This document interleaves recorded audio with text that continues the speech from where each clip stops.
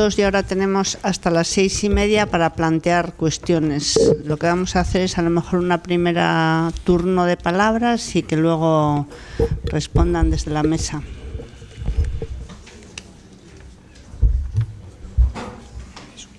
Sí, un boli, sí, espera.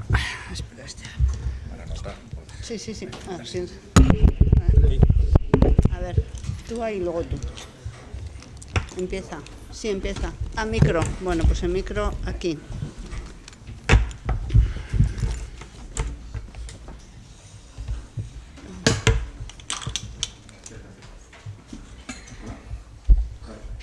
Soy Luis Rodríguez, de Consultoría 1 de Mayo, economista.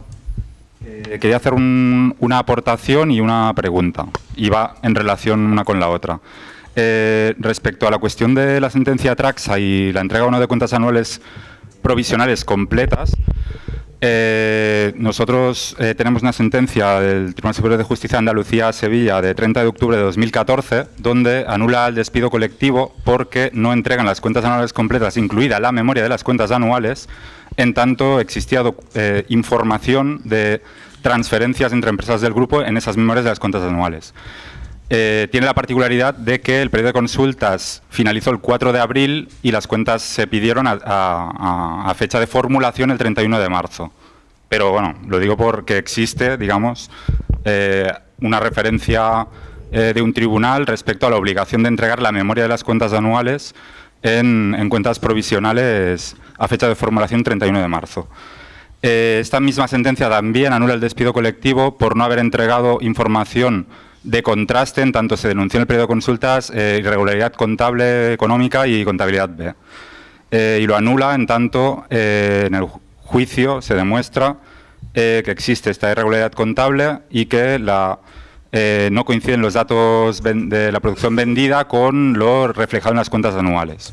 Es decir, ambos dos son motivos de nulidad del juicio de formalidad, pero bueno, el segundo, digamos, a diferencia de la sentencia que ratificó el Supremo, que provenía de Aragón, que ahora no me acuerdo el caso, pero la primera del Supremo que anula por contabilidad B, esta se centra en el juicio de formalidad por la documentación complementaria a ese nivel.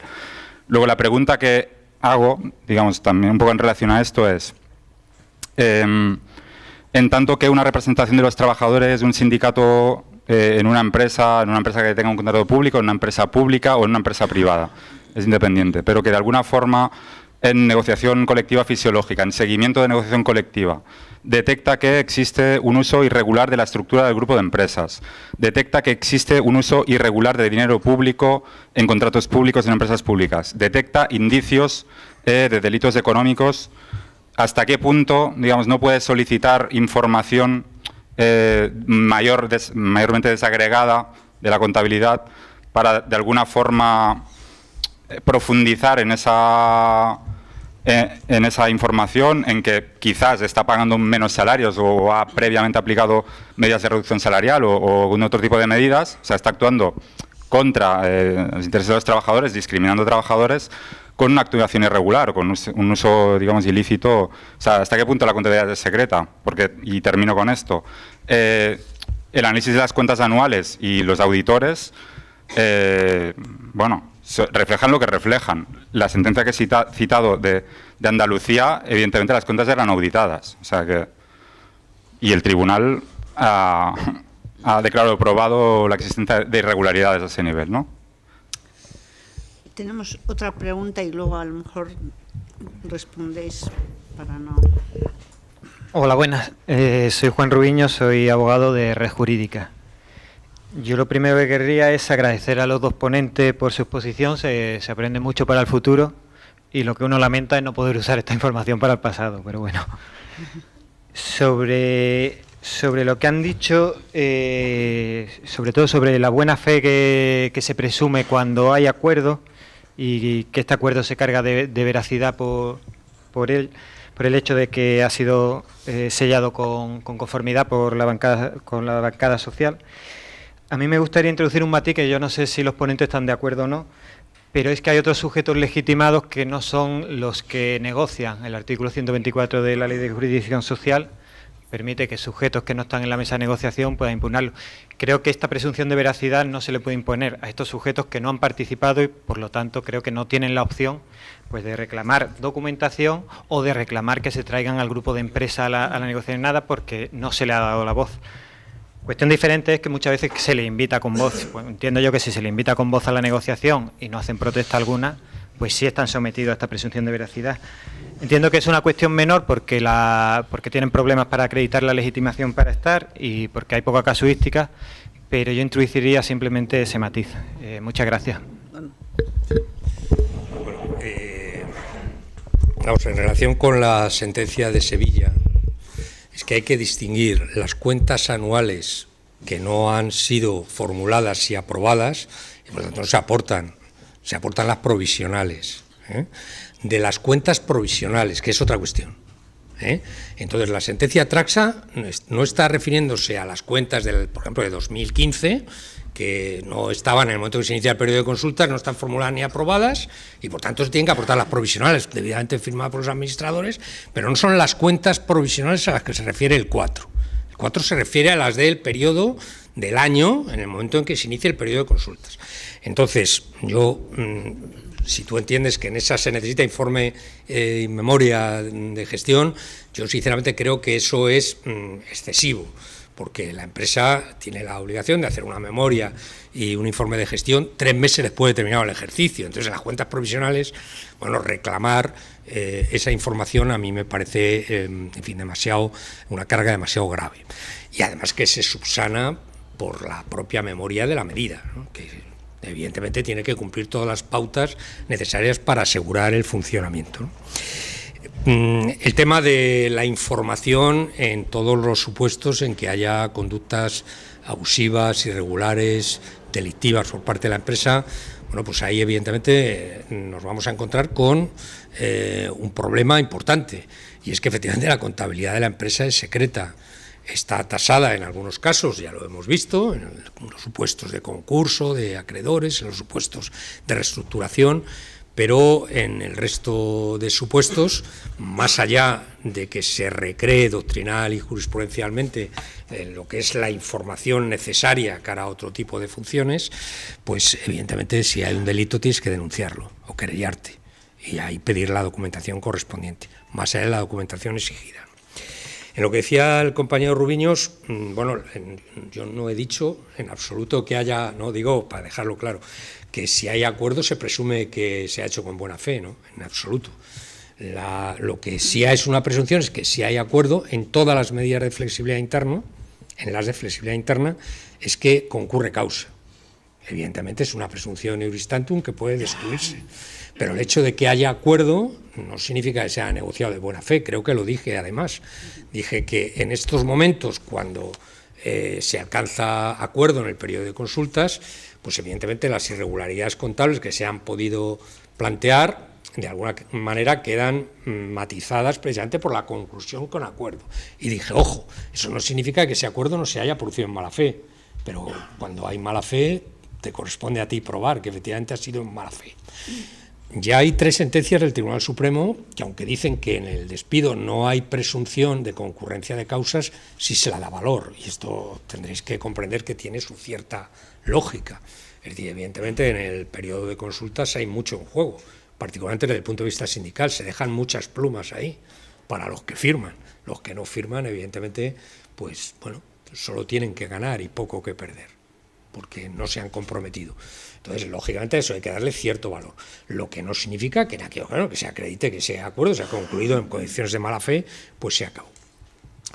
El tema que sí me preocupa, y no sé si Carlos y yo, porque ya hemos tenido algún debate, estamos de acuerdo en relación con eso o no. Relación entre los pleitos colectivos y los pleitos individuales. Bueno, ya sabéis que aquí hay una división del trabajo. Y entonces esa división del trabajo significa que las impugnaciones colectivas se encomiendan a sujetos colectivos. Y los sujetos colectivos son los que tienen que defender los intereses colectivos. La sentencia colectiva va a producir efectos de cosa juzgada en lo que se ha pronunciado la sentencia colectiva y en lo que pudo pronunciarse y no se pronunció. Artículo 400 de la Ley de Enjuiciamiento Civil. Es decir, imagínate, periodo de consultas en el que se negocia con una empresa y realmente hay un grupo de empresas detrás, a efectos laborales. No se denuncia en el periodo de consultas, no se denuncia en la demanda de impugnación de despido. Y por tanto el pronunciamiento, o se denuncia, pero el pronunciamiento dice que no hay grupo a efectos laborales. Pues eso, lamentablemente, desde mi punto de vista, tiene efectos de cosa juzgada para los pleitos individuales, porque lo dice el 124.13 de manera rotunda. Ahora, todo lo demás, el resto, toda la litigiosidad individual que puede haberse afectado a los trabajadores sometidos al despido, pues por supuesto en el pleito individual pueden verse. Esa es mi opinión. Bueno, en primer lugar, agradecer a Luis la aportación y sobre la cuestión, en los casos en los que en una situación de no crisis de la empresa se detecta las posibles irregularidades, yo aquí he propuesto en varios foros con delegados sindicales, delegados de personal, dos cosas. Primero, lo que ha dicho Ricardo, el seguimiento y la petición que muchas veces no se hace por falta de formación o de información de esos delegados, de esa información del artículo 64. Y segundo, en los casos en que se sospeche operaciones que pueden indicarnos que hay un trasvase de plantillas o que hay una... La inspección de trabajo también, pero incluso pedir por la vía de... Primero, directamente a la empresa, decir, oiga, deme información sobre sus operaciones vinculadas con esta otra empresa. O, si lo quieres ya desde otro punto de vista más agresivo, en los casos en que sospeches que hay un grupo patológico que engloba una empresa con, pues yo qué sé, con 200, un grupo de empresas patológico con 250 trabajadores, pues constituir una sección sindical, comunicárselo al empleador y decirle, oiga, me constituyen sección sindical en el ámbito de este grupo que consideramos que existe y es patológico y que está integrado por esta empresa. Lo primero que te dirá el empleador es o nada o no. Eso es lo que te va a decir. Entonces, puedes acudir a la vía de tutela de libertad sindical o puedes acudir a la de conflicto colectivo y pedir que se reconozca, primero, la existencia del grupo patológico y, segundo, los derechos que te otorga la Ley Orgánica de Libertad Sindical si ese grupo patológico tiene 250 trabajadores. Es una manera de sacar, de alguna manera, de la clandestinidad al grupo que te puede servir preventivamente para luego acciones relativas a la modificación sustancial o relativas a incluso despidos, pues que ya te pueden proporcionar una sentencia con fuerza de causa juzgada sobre la naturaleza patológica de ese grupo es decir, ahí no tienes nada que perder porque estás en una situación donde no hay una crisis que se atisbe. Sin embargo, habrás conseguido derechos sindicales, horas, crédito, etcétera, delegado sindical, por un lado, y por otro lado, habrás sacado al grupo de la clandestinidad y te va a servir para futuras acciones. Yo creo que es una acción que no se está utilizando y que puede ser muy rendible a nivel de empresa, a nivel sindical, para gestionar la información que no se está gestionando, que es la que se tiene que pedir a cada... o que tiene que facilitar trimestralmente en la empresa. Sobre el tema del secreto de la contabilidad. Hombre, el 42 del Código de Comercio, yo la verdad es que por el Código de Comercio me prodigo poco, porque al ser laboralista estamos más los laboralistas centrados, pero yo creo que es un artículo bastante antiguo, anterior, el secreto de la contabilidad, a lo que es todo el tema de la incursión en nuestro ordenamiento de las directivas comunitarias. En todo caso, sí que corresponde hacer una traslación o equiparación, es decir, a los términos, entre los términos mercantiles y los términos laborales. En los límites, que lo tenéis en la ponencia, los límites del derecho de información son tres. Primero, la finalidad y objeto de la información, es decir, los representantes de los trabajadores no pueden utilizar la información que les facilita la empresa para fines distintos, para pasárselo a otra empresa, para aprovechar y para cuestiones particulares, no, es para el fin de representación de los trabajadores. Ese es el primer límite. En un segundo nivel está el deber de sigilo. El deber de sigilo impone que la información que la empresa transmite a los representantes de los trabajadores no puede trascender de ellos, no puede ir más allá de ellos, tiene que quedarse reservado, por tanto, limita su derecho de información activa. Es decir, los representantes de los trabajadores, con las informaciones que la empresa considere sujetas al deber de sigilo, no pueden colgarlas en el tablón de anuncios, no pueden transmitirlas a sus representados, pueden conocerlas, pero tienen el deber de guardar sigilo. De ahí la novedosa posibilidad de plantear conflicto colectivo por la vía del 153 en aquellos supuestos en que los representantes de los trabajadores consideren que no existe un deber de sigilo sobre esa información. Y un tercer supuesto, que ya es un límite absoluto al derecho de información, que está más allá de estos dos que acabamos de citar, sería el deber de, o sea, los secretos.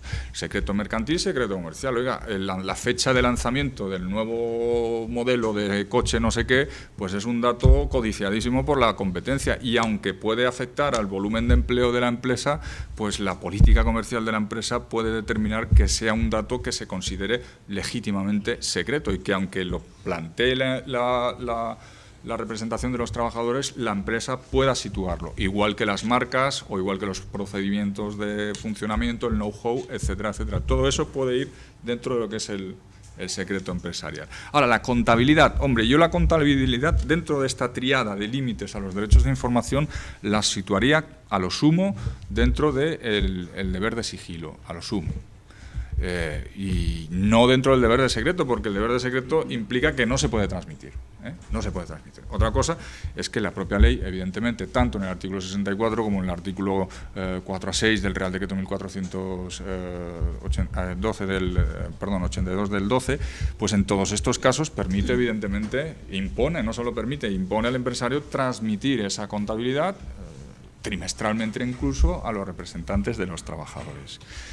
Y en lo demás que ha dicho Ricardo, el tema de la cosa juzgada, en el caso de los conflictos, en el caso de los despidos colectivos y luego en los despidos individuales, hombre, yo ahí acepto que puede ser una cuestión que blinde luego la litigiosidad, que impida esa litigiosidad en los despidos individuales.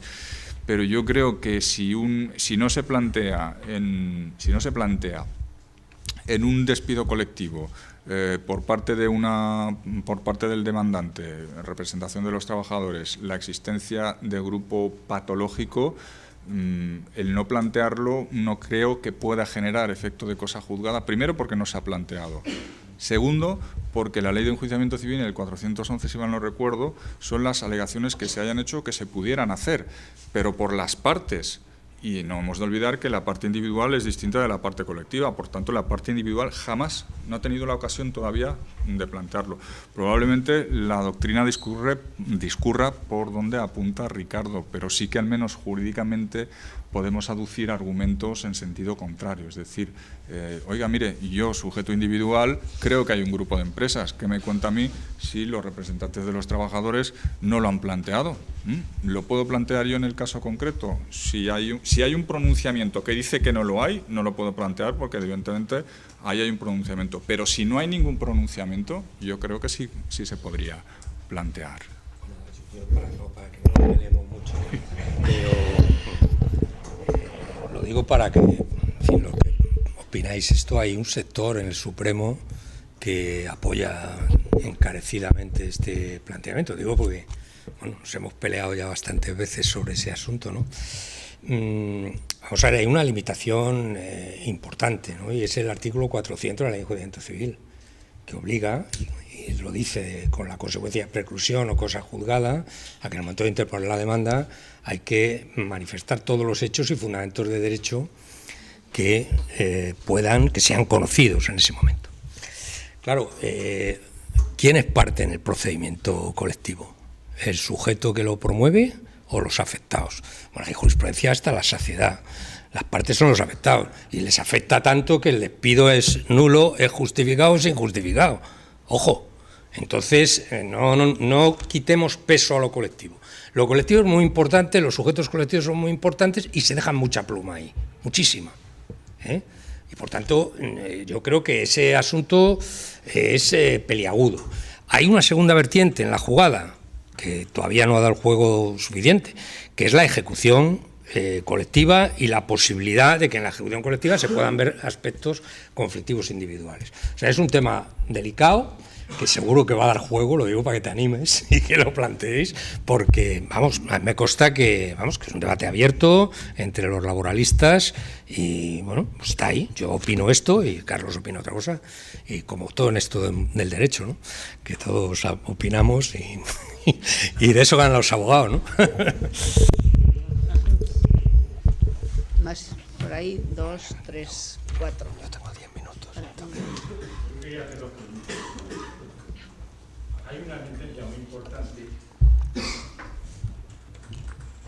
sentencia de Bankia sobre el derecho de información en relación con la jornada de trabajadores, que parece que viene a matizar toda una jurisprudencia clásica del Supremo, que es el problema de la jornada, de las horas extraordinarias y de control de las horas extraordinarias. Si el trabajador no sabe la jornada, va el inspector de trabajo. No, es que su jornada es esta. No, pero bueno, ¿dónde está la jornada? No hay obligación de ponerla en el contrato individual de trabajo.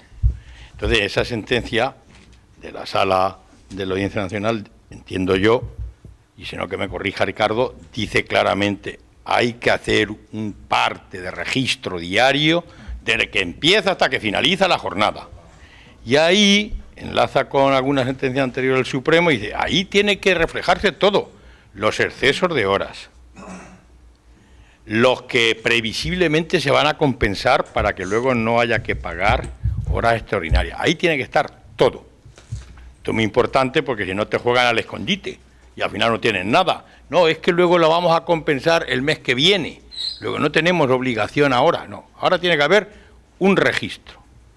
Esto es clave para que luego el parte mensual de horas extraordinarias que se entrega a la representación legal de los trabajadores, pues sea un documento real y fidedigno, para lo cual yo entiendo que de la sentencia se deduce que hay que entregar a la representación legal de los trabajadores el registro diario de la jornada trabajador por trabajador y con carácter general en todos los sectores, porque esto es importantísimo para ver lo de las horas extraordinarias.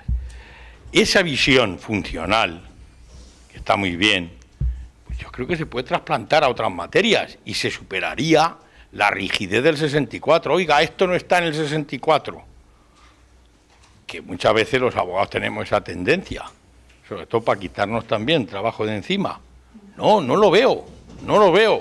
Oiga, vamos a tener una visión un poco funcional, finalista, de protección de cuál es el interés jurídico que se está reclamando aquí. Esa es la primera. Y luego la segunda, me ha llamado la atención, porque en los papeles que ha enviado Luis, había uno que creo que cuenta un caso concreto de una empresa donde en el periodo de consulta se pide la retribución de los directivos. Porque claro, ahí el ERE afecta a una empresa y el capítulo retribución de los directivos, retribución individualizada, es muy importante. Obtener la información de la retribución de directivos es un problemón. Tras la sentencia de la audiencia ya aceptan a que las memorias estas económicas o en el ERE o te dan datos globales, pero dicen los directivos del Consejo o personal de alta dirección, que es lo que dice la Ley de Sociedades Anónimas. Entonces la pregunta es que hay algunos despidos colectivos donde es importante tener la retribución individualizada uno por uno. ¿Por qué? Porque quizá eso nos permita a la representación legal valorar, considerar la razonabilidad de la causa. Oiga, si resulta que el problema de déficit de ingresos o de pérdida radica en otros capítulos y no en el gasto de personal, pues eso puede tener. Es que a usted le cuesta mucho la electricidad, pero lo de personal repercute poco en el balance global de pérdidas.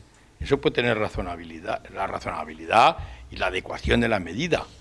Y entonces yo pregunto hasta qué, no sé si hay alguna sentencia donde haya habido algún pronunciamiento claro de que ese dato requerido en el periodo de consultas tiene que ser suministrado y que no está protegido por la Ley de Protección de Datos, porque efectivamente tú lo señalaste, ahora la Ley de Protección de Datos es la restricción al derecho a información. No, eso es que es un dato automatizado.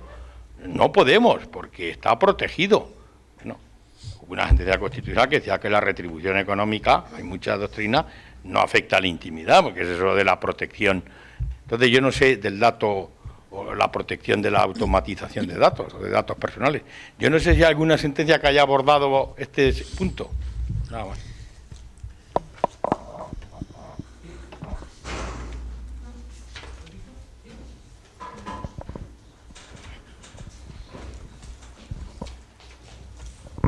Buenas. Hola, no, tres apuntes muy rápido. Una primera pregunta sería el problema de la disparidad de la regulación respecto a lo que entiendo que es la acreditación en materia de despidos objetivos del carácter fidedigno de la causa, es decir, que la información que se suministra sea fidedigna respecto a la causa aducida. Es decir, esto lo digo básicamente sobre, en primer lugar, recordar dos factores, la introducción o la eventual introducción de fenómenos como la solidaridad impropia que se han introducido en el ámbito de la sucesión de contratas en el ámbito del despido objetivo. Es decir, por ejemplo, en el caso de los grupos mercantiles, donde la actividad de la matriz provoca o influye en la causa, pero con que no es la empleadora formal de la persona que sufre el despido individual, queda fuera o no se introduce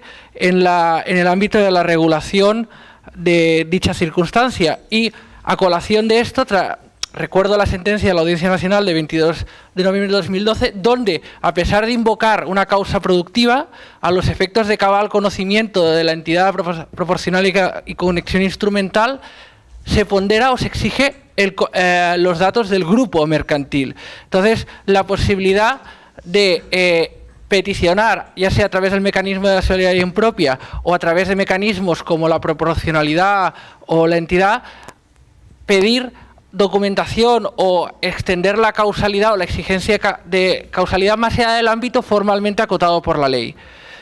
Y dos, una pregunta a Carlos Hugo. En un artículo que hizo en la revista de Jueces para la Democracia, vinculaba los derechos de información y consulta, como mínimo parcialmente, a el derecho a la libertad sindical. Es decir, si yo como miembro, la posibilidad de entender, de dar el salto de una mera legalidad formal, si yo me presento a un comité o como delegado a un órgano unitario, haciendo especial mención de que en mi candidatura o mi programa sindical o incluso en mi actividad sindical vinculo la actividad del comité a dichos derechos de información y consulta, no trascendería la mera legalidad formal para incluirse precisamente un derecho formal a la libertad sindical. Y un último punto, las competencias de informes de inspección respecto a los derechos de información y consulta, es decir, a pedir o eventualmente la practicidad de pedir a Inspección de Trabajo que aleguen o que hagan informe sobre efectivamente que no se han aportado la información del grupo, etcétera, etcétera. Ya está. Podemos ir contestando. Es que yo además, Bueno, es que pues además me tengo que ir. estas dos. Es que, A ver, espera un poquito, que me piden contestar ahora y luego vale. quedáis dos. Y vamos a ver, yo me vais a perdonar, pero es que tengo el vuelo, tengo que ir a las 6:30, lo siento. Estoy muy a gusto y me encantaría quedarme, pero bueno. El tema del registro diario de jornada, yo creo que esta sentencia, si finalmente se confirma, ya tenemos dos, una que afectaba a Bankia y otra también al Banco de Santander.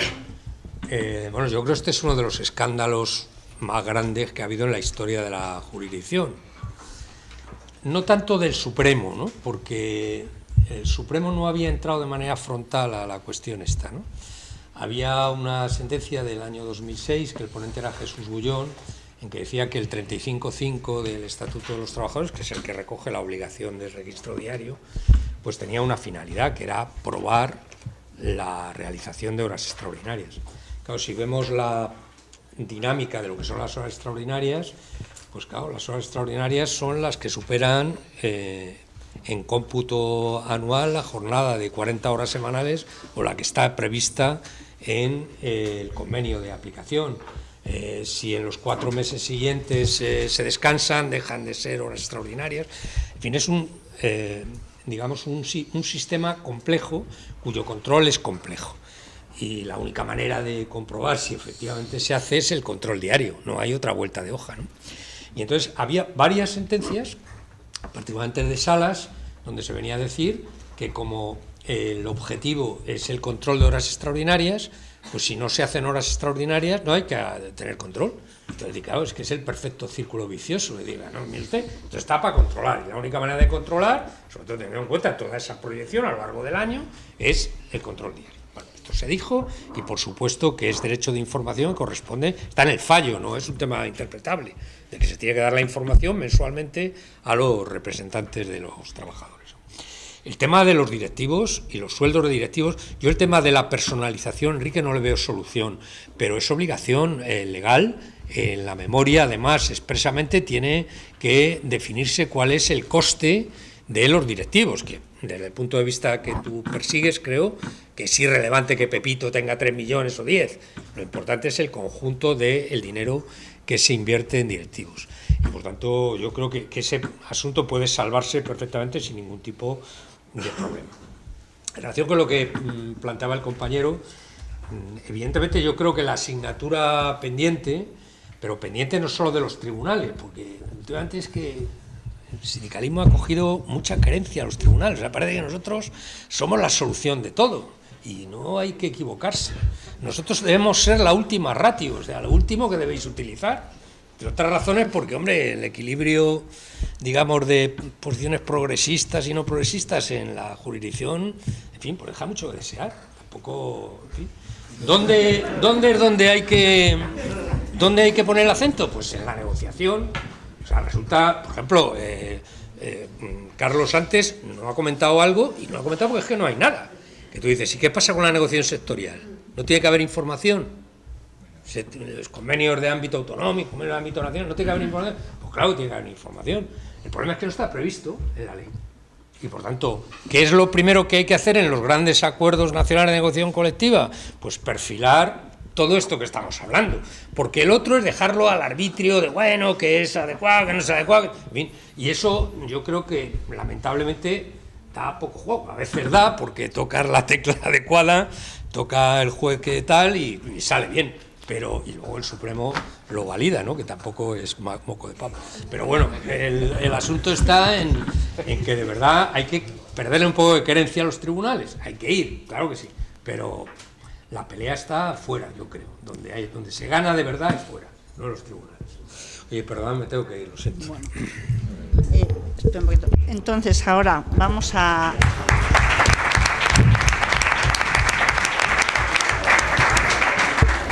Bueno, digo, faltan 2 palabras por la hora, que es para todos también ya casi las 6:30, o sea que tú respondes, por supuesto, pero teniendo en cuenta que faltan otras 2 palabras. Venga, que vaya bien, Ricardo. ¿Me ibas a preguntar a mí? No, pero aguanto, venga. Dímelo usted. Breve. No, pero por eso no... venga. No, a ver, sobre todo con los grupos de empresas, ¿no? Y con los grupos de empresas y, digamos, con respecto a la causa económica. Aquí en Euskadi, por lo menos, sí nos estamos encontrando en muchas ocasiones que que nos exigen, digamos, primero una presunción de patología del grupo de empresas. Entonces, muchas veces nos encontramos con que nos dan las cuentas consolidadas, tenemos las cuentas individuales, pero digamos que no consideran la valoración económica desde el punto de vista de las cuentas consolidadas. Entonces, ahí nos encontramos con un gran problema, porque en cierto sentido yo me sitúo en una situación previa antes de que demostrar de si el grupo es patológico o no, es decir, a la hora de valorar económicamente la situación del grupo, entiendo que es independiente a que sea grupo patológico o no. Entonces nos estamos encontrando con que primero nos exigen eso desde el punto de vista jurídico y claro, digamos, la valoración económica no es la misma de una empresa individual que la del grupo, porque muchas veces nos encontramos con que la individual tiene pérdidas, pero el grupo tiene unos beneficios importantes. Entonces, ni consideran el tema de la valoración económica del grupo y de las consolidadas. Entonces, claro, ese es un ámbito que nos restringe totalmente el campo de juego. Entonces, es un problema que detectamos y que desde la jurisdicción o desde los jueces no se nos está dando una solución. Entonces, sí me gustaría saber su opinión al respecto y si... su opinión. Bueno, mi opinión es que te voy a dar malas noticias, me temo, ¿no? Vamos a ver, distingamos.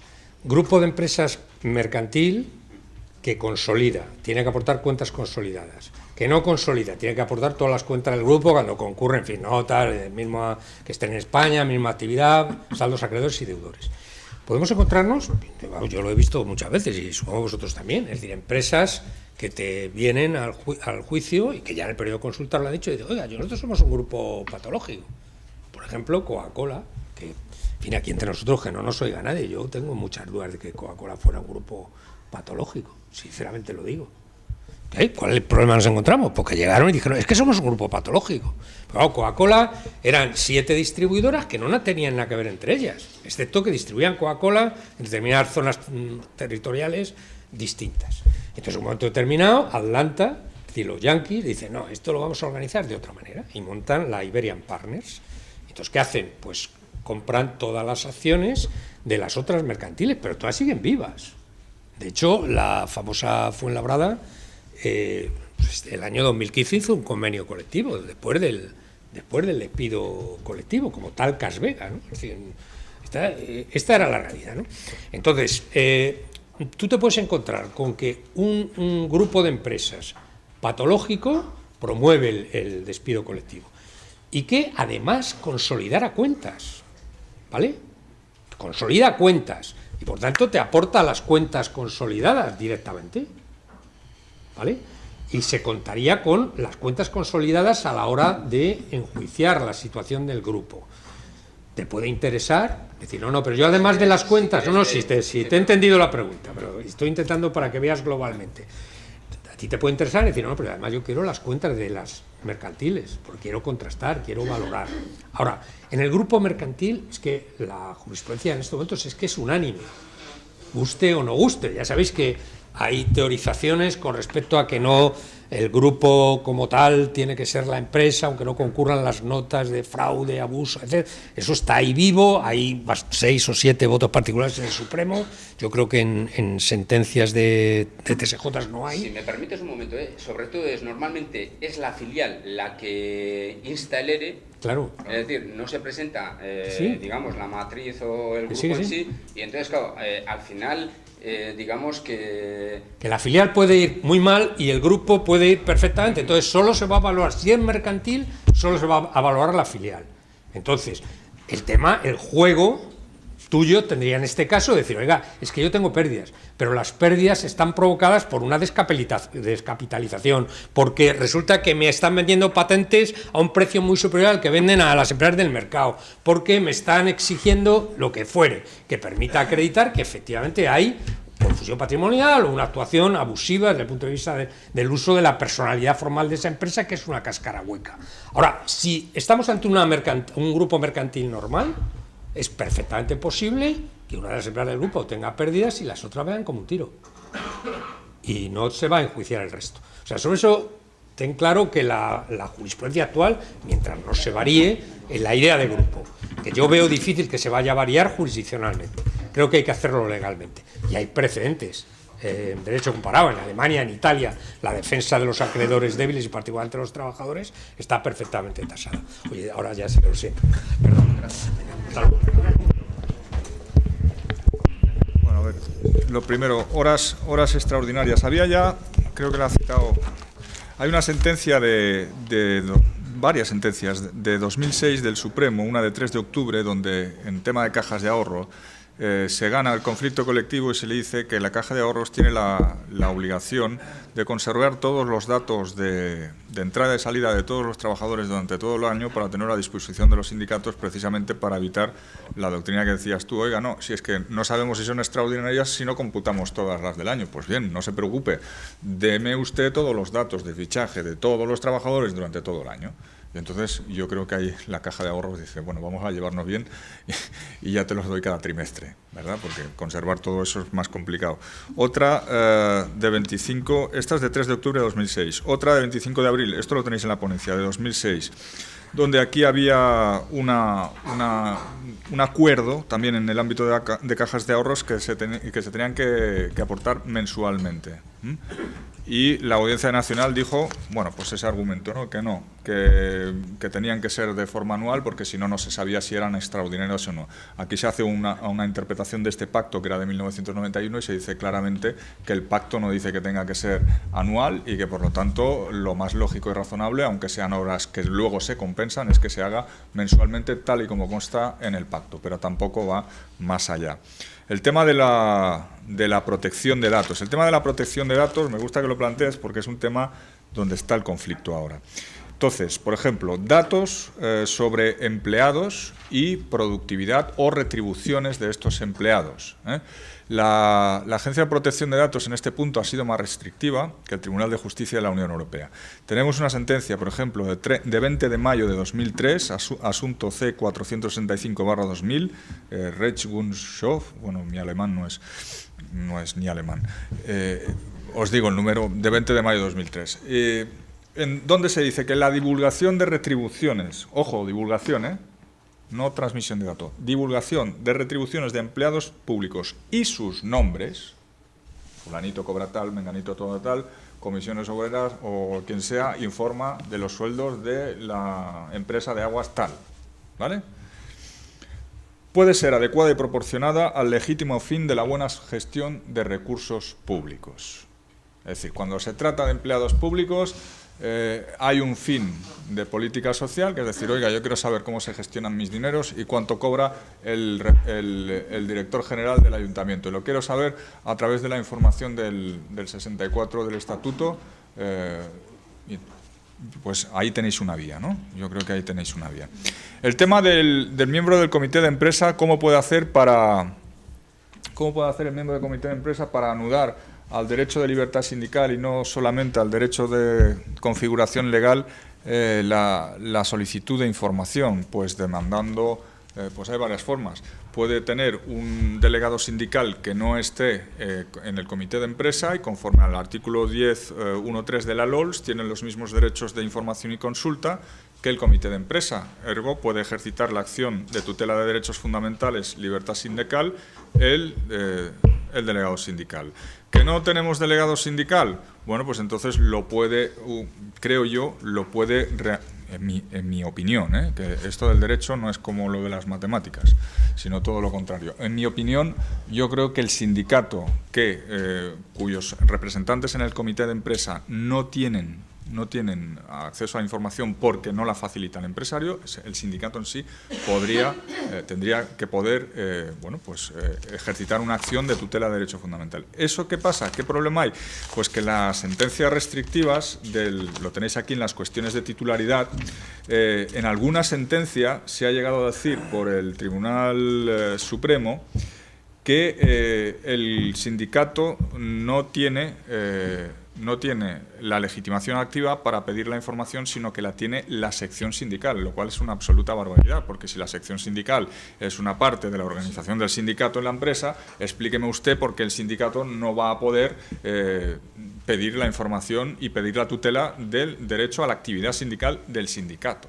Bueno, pues eso se ha dicho y también lo tenéis que saber porque en derecho también tenéis que tener argumentos para todo, para lo bueno y para lo malo, y al menos que sepáis de dónde pueden venir los tiros. Después, en cuanto a los delegados sindicales de sindicatos que tienen representación en el comité de empresa, hay una sentencia de 2011 en que el Tribunal Supremo, que se trata de un derecho autónomo de los delegados sindicales que no formen parte del comité de empresa a tener acceso a la misma información y documentación puesta a disposición de los comités de empresa, aunque se trate de sindicatos que tengan representación en tal órgano. Es decir, aunque tu sindicato esté en el comité de empresa, si tienes, lo que decía antes, si tienes una sección sindical y el delegado sindical no está en el comité de empresa, tiene un derecho autónomo de información y consulta distinto y ejercitable aparte del comité comité de empresas. Una cosa, ¿por qué?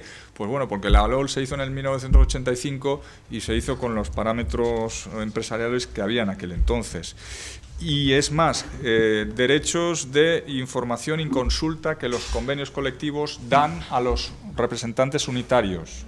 También tenéis que tener en cuenta que los representantes de los sindicatos no firmantes del convenio, si esa información adicional, mejora de la del estatuto, se da a los representantes unitarios, también tienen derecho aunque no hayan firmado el convenio. ¿Dónde lo dice? El Tribunal Supremo en la de 30 de noviembre de 2009. Y creo que con eso contesto un poco a las cuestiones. Una pregunta última, ya es que es muy tarde, pero había por ahí una pregunta que se había pedido. Hola, buenas tardes. Soy Laureano, de Abogados en Red. Yo quería plantear, aunque se ha tocado un poco de pasar, pero claro, realmente a los laboralistas nos toca defender, en los despidos colectivos, nos toca defender a los trabajadores individualmente y nos encontramos siempre con el problema de que efectivamente nadie ha mostrado discrepancia en la mesa de negociación, se ha aceptado el planteamiento de la empresa. Y obviamente, salvo los casos de fraude que se habla aquí, es decir, el tema es que al final se reduce todo a conseguir la nulidad en el despido y se nos deja pocas alternativas para conseguir la improcedencia, que supondría una indemnización evidentemente más satisfactoria, ¿no? En cualquier caso, el planteamiento es en qué medida está la presunción, la cosa juzgada, como que se hablaba anteriormente, cuando ha habido acuerdo por parte de los sindicatos presentes en la mesa. También es verdad que todos sabemos cómo se han negociado la inmensa mayoría de los ERE. Y eso por un lado. Por otro lado, el tema de la carga de la prueba. Efectivamente, si dificultad probatoria tienen los delegados sindicales y las secciones sindicales, es decir, todo lo que es la estructura sindical de la empresa, a la hora de acreditar determinadas cuestiones, más dificultad probatoria tenemos en el caso de los trabajadores individualmente. Y entonces en estos casos un poco cómo queda el tema de la carga de la prueba y bueno, yo creo que el tema... Bien, están bien las cuestiones que planteas. Vamos a ver, el tema de la cosa juzgada lo ha dicho Ricardo y es una cuestión conflictiva. ¿Por qué?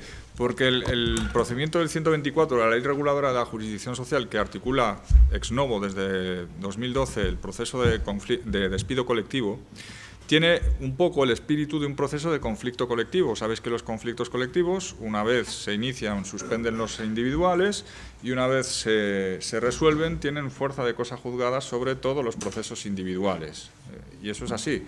Y ese es el espíritu que informa el proceso de despido colectivo, que en el fondo es un poco un calco, un intento de traspasar al marco del conflicto de despido lo que es el marco general de despido colectivo. Bien, dentro de este marco la cosa juzgada, a mi entender, tiene que jugar sobre aquello que se plantea, pero no sobre lo que no se plantea. Ese es mi parecer personal y te puedo dar varios argumentos. Primero, porque si partimos de la similitud y del origen del proceso de despido colectivo en el del conflicto, en el conflicto colectivo a nadie se le ocurre decir que hay cosa juzgada en algo que se podía haber planteado en el conflicto y no se planteó, para empezar. En segundo lugar, las partes, por más que haya una representación, son materialmente distintas. O sea, el sujeto individual en el proceso individual no es el mismo que el colectivo y le puede vincular lo que el colectivo ha planteado y se ha resuelto. Por supuesto que sí, pero no lo que no ha planteado y podía haber planteado. ¿Por qué? Porque este argumento civilista del artículo 400 de la Ley de Enjuiciamiento Civil hace referencia a lo que una misma parte pudo plantear en un pleito anterior y no planteó, con lo cual se produce la preclusión. Pero es que, insisto, aquí no estamos ante la misma parte, esto no es extrapolable a los supuestos de despidos colectivos y despidos individuales y desde el punto de vista de la tutela judicial efectiva, impedir a una persona que ejercite sus derechos ante un tribunal porque otra persona distinta no ha planteado no sé qué cuestiones, y yo creo que podría incluso afectar al derecho a la tutela judicial efectiva del sujeto individual. Estos son los argumentos para vestir un poco la fuerza de cosa juzgada entendida en sentido estricto respecto de lo efectivamente planteado en el proceso colectivo y no respecto todo lo planteable y no planteado en ese proceso. Ahora, si en el proceso colectivo se ha planteado si hay o no hay grupo y se dice no hay grupo, ese no hay grupo vincula en los supuestos individuales, por supuesto. Pero si el no hay o hay grupo no se ha planteado, ¿por qué no el sujeto individual no lo va a plantear? ¿Verdad? O sea, yo sigo defendiendo eso. Probablemente el giro doctrinal se decante por el argumento fácil civilista del 400 de la LEC y decir, oiga, usted esto lo podían haber planteado los sujetos colectivos, por tanto, le vincula. En cuanto a la carga de la prueba, bueno, la carga de la prueba del fraude y del abuso de derecho le corresponde a quien la aduce y la va a tener que probar. ¿Qué mecanismos se tienen sindicalmente para fortalecer o para colmar esa carga de la prueba? Hombre, pues la petición habitual desatendida de información a la empresa durante periodos de no crisis. Oiga, y tenéis mecanismos a través de la inspección de trabajo. Es decir, ¿cómo funciona esto? Y te lo digo yo, que he estado de delegado sindical y me he encontrado con la misma batalla. Oiga, empresa, pásenme pues las cuentas anuales, el balance tal. La empresa no me contesta, no me dice nada. Se lo reitero otra vez. Vuelven a contestarme y no me dicen nada. Me voy a inspección de trabajo. Oiga, no me pasan los derechos de información. ¿Vale? Inspección de trabajo, levanta acta. Bueno, pues ya tienes un acta. Si esa empresa luego se va a un procedimiento de despido colectivo, pues tanto los que vayan a negociar como tú en los procesos individuales, dicen, oiga, mire, yo he estado solicitando información, a mí no me la han facilitado, ¿cómo voy yo a colmar mi carga de la prueba si quien está en exclusiva disposición de esos documentos, que son precisamente que están protegidos por el deber de sigilo sobre la contabilidad, los tiene la empresa? ¿Cómo voy a aportar yo eso? Lo he pedido un montón de veces y entonces la carga de la prueba no se desplaza, no se invierte, pero sí que se puede de alguna manera atenuar y decirle a la empresa, oiga, aporte esto a juicio. Y si no lo aporta, usted sabrá lo que hace. Quiero decir, mecanismos desde el punto de vista de los trabajadores hay, otra cosa es que no se utilicen, porque no se están utilizando. Demandas sobre información y consulta en situaciones no patológicas son absolutamente raras. Eso quiere decir que hay una falta de acción sindical en ese ámbito importante, de cara incluso luego de los representantes a sus representados. Oye, ¿cómo va la empresa? Pues no sé, pero has pedido. No, es que no me han dado nada. Bueno, pues chicos, esa es tu responsabilidad como representante de los trabajadores. Si no te dan, vete a la inspección de trabajo y que levante acta. O sea, es un poco el resumen. Bueno, pues nada, con esto ya damos por terminado el día de hoy y mañana ya sabéis que seguimos.